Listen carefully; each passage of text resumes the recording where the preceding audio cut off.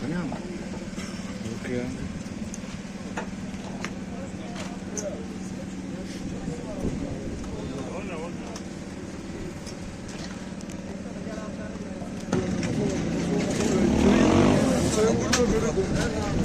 Buradan böyle mi başlıyor? Kaçırdı aldı. Kaçırdı aldı.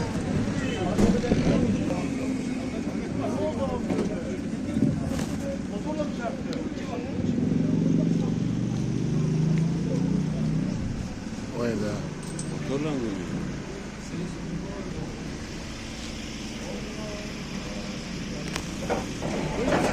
Nasıl oldu kardeşim kaza? Gördün mü? He. Abi oturuyordu. Motor Abi- şurada çalışıyordu. Evet. Birden motor hareket etti kendi kendine geldi. Vurdu buraya. Çay içen Çay içen. vatandaş. Çay içen.